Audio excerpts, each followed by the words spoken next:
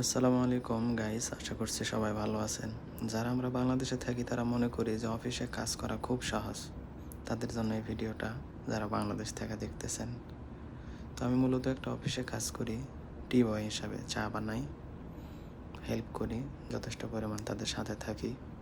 তাদের কী লাগে না লাগে, তারা কি খায়, তাদের চা কফির সাথে তারা কি পছন্দ করে, যে খাবারগুলো, এই খাবারগুলো আপনাদের সাথে শেয়ার করলাম। এটা হচ্ছে আমেরিকান এসপ্রেসো। এটা আমেরিকান, যেটা আপনারা কফি কাপাচিনো যেটাতে আমরা খাই আর কি, এটা।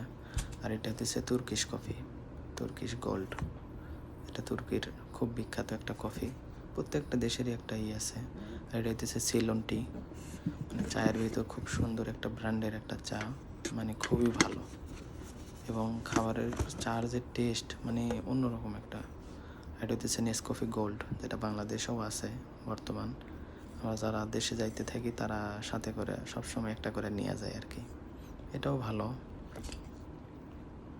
আর এটা হইতেছে সৌদিয়ান কফি, আরবিয়ান গাওয়া যেটাকে বলা হয় আর কি, আরবিয়ান কফি।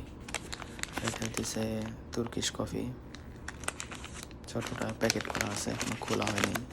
এটা হইতেছে তুর্কিশ কফি গোল্ড আর কি, কোনো খুলি নেই। এটা হইতেছে black coffee, Colombian black coffee, যেটা আমরা গাওয়া আসোয়াদ বলে থাকি। এটা সব কিছু ধরেন যে 15 দিন পর পর হিসাব দেওয়া হয় বসের কাছে। এটা হলো মিজান আর কি, ওজন মাপা হয়, কোনটা কতটুকু আছে সব কিছুই করে আমি খাতায় টুকায় রাখি। 15 দিন পর পর এইভাবে মুদিরের কাছে, বসের কাছে আমার হিসাব দেওয়া লাগে, এই আর কি। তো 15 দিন পর পর আমাকে হিসাব দেওয়া লাগে কোনটা কতটুকু আছে।